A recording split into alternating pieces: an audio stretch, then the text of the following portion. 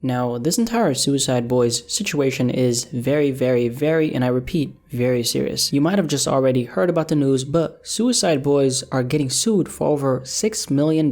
By who, you may ask? Well, time to find out. Let's talk about it. Now, like I said, you might have already heard about the news. If you follow me on Twitter, then you definitely have. I gave my 2 cents on it when the news broke, but pretty much what's going on is hip-hop collective 3 6 Mafia are suing Suicide Boys, and the lawsuit they filed is a copyright infringement lawsuit against the boys for, and I quote, illegally sampling and stealing from 35 tracks belonging to 3 6 Mafia. This is pretty much a Juice WRLD situation all over again. Do you remember how Yellow Card were suing Juice WRLD over that Lucid Dreams cadence / melody for $15 million? Now that was over one song, right? In this situation right here, we're talking about 30 plus records. By the way, that lawsuit against Juice WRLD ended up being dropped, but hey, I'm still gonna be smoking that Yellow Card pack, goddammit. Anyway, so in this case, even though we're talking about less money, there's more songs involved. Like I said, we're talking about 35 tracks that the boys are getting sued over. This is a really strange situation happening in front of us because Suicide Boys and Juicy J have worked together in the past. They collaborated on 2 different mixtapes, one of them being Highly Intoxicated and another one being Shut the F Up. Now, regarding these 2 mixtapes, Suicide Boys actually claimed that they didn't get any kind of compensation for working on these tapes with Juicy J. They also deny that they illegally sampled or stole any of the songs that 3 6 Mafia are saying they did. Another thing that the boys are saying is that Juicy J verbally approved that they could use any 3 6 Mafia samples in their music, and that would serve as compensation for the work they did on those 2 mixtapes that I mentioned earlier. Now, Suicide Boys are known for sampling 3 6 Mafia. Not only that, a lot of their production derives from 3 6 Mafia, a lot of their flows as well. It's very much known that they wear that influence on their sleeve, which is most likely why this entire lawsuit is happening in the first place. They've been so comfortable sampling their biggest influence, 3 6 Mafia, pretty much their whole career, but clearly right now it's backfiring. Now, there's actually been some tension between them before this lawsuit, and it starts with DJ Paul, one of the co-founders of 3 6. He stated in an interview from early 2019 that apparently Suicide Boys got upset over his nephews dropping a tape where they remixed a bunch of Suicide Boys records. Here's a tweet from Scrim from Suicide Boys, not really approving of that tape they dropped, and also according to DJ Paul, he's saying that they didn't have a verbal agreement with Juicy J regarding using the samples, which of course the boys are denying. At the time of me recording this right now, I've yet to see Juicy J speaking on this entire situation publicly. A lot of people are calling him a snake, a backstabber, for the simple fact that he was cool with them 1 second, of course collaborating with them on music, and then now you and your partner are suing the boys. I'm gonna be honest, it doesn't really make sense why he would do that, especially since he has such a good relationship with them. Instead of this going the lawsuit route, wouldn't it be possible to solve it in terms of maybe getting a percentage of the records they sampled? Like I mentioned earlier though, there's been some tension between DJ Paul and the boys way before this, so maybe Juicy J is just following the lead of his partner. That could be a possibility. I think this is an extremely serious situation though, and it puts the personal relationship aspect of things in the spotlight in regards to artists and the music industry. If Suicide Boys got a verbal confirmation from Juicy J that they could sample 3 6, should have they felt so confident in his word, especially since the tension between them and another one of the members was already existing. You gotta keep this one thing in mind though, the fact that Suicide Boys have been paying homage to 3 6 and wore that influence on their sleeve has obviously contributed to 3 6 Mafia's pockets. There's a whole new generation of hip-hop listeners who didn't know 3 6 prior to Suicide Boys, because as we all know, there's a big demographic of young hip-hop listeners who, as an example, start listening to Suicide Boys, and then that maybe leads to them doing some research on where that sound originally comes from, which then leads them back to the source, which is 3 6 Mafia. I want you to look at it like this. As an example, guys like Kendrick have made an entire generation of kids aware of who Bill Withers is. I'm talking about the drum pattern on Sing About Me I'm Dying of Thirst that directly comes from Use Me by Bill Withers. I think a lot of people look at it as, hey, it's just business, they're getting their coins, which you can't really argue with that, get your bag by any means. But I also think this case right here sets an extremely bad example of the power sample owners in this case 3 6 Mafia, can possibly have over artists who are influenced by their art. We're talking about over $6 million,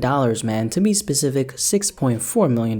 Like the thumbnail says, too much money. Is this really fair game? There's a lot that hasn't come to the surface, so at the moment we do have limited amount of information regarding this entire situation, but I do think purely looking at the numbers, we're talking about how can anyone think this is okay. Logic did this really good interview with Hard Knock TV where he spoke about how much power sample owners can really have and gave an example about when he recreated the famous Can I Kick It sample on one of his songs. He was personally, of course, inspired by the iconic Can I Kick It record from A Tribe Called Quest, but because they originally sampled a song called Walk on the Wild Side by Lou Reed from the 70s, all the revenue from Logic's record went to the estate of Lou Reed because he passed away a few years ago. So even though the sample has been carried decades down the road, it inspired countless of records, which means the original sample is in a very weird way gonna forever live on due to the fact that so many people are sampling it. The original sample, the creator of the source, is getting the benefit of having their art influence multiple pieces of art. But in this Tribe Called Quest example, they try to clear the sample. That didn't work. The sample owner, Lou Reed, then said, hey, you can use it, but 100% of the royalties and publishing will go to my pockets. So till this day, they haven't seen a single penny from that record. Ain't that crazy? Now, relating this back to this Suicide Boys situation, it's gone years and years of them sampling 3 6 Mafia. All the money they've accumulated from their music has snowballed, and now comes this $6.4 million lawsuit. At the end of the day, business is business. I will not tell you different, but I think there's good business and there's bad business. This is an example of the latter. It is what it is, I guess. I'm still very curious where Juicy J truly stands on this whole thing. Yes, this lawsuit was filed by 3 6 Mafia, which he's a part of, but was he the person who initiated this lawsuit? What's up with him collaborating with Suicide Boys, you know, being buddy-buddy and then turning around and suing them for what possibly could be their entire net worth? You gotta be careful who you do business with. I think looking at a situation like this, that's really obvious, right? Ending up in a situation like this where pretty much your back is against the wall and there's a chance that you might lose so much of what you've worked for is scary, truly scary. For Suicide Boys, I don't know what this entire lawsuit means because we haven't gotten to the end of it, but what I do know is that all the hard work they've put in throughout these past few years is now in jeopardy, all because they put so much trust in the verbal agreement of one of their influences, which is Juicy J. But yeah, as you can see, this entire Suicide Boys situation is pretty serious. They're getting sued for $6.4 million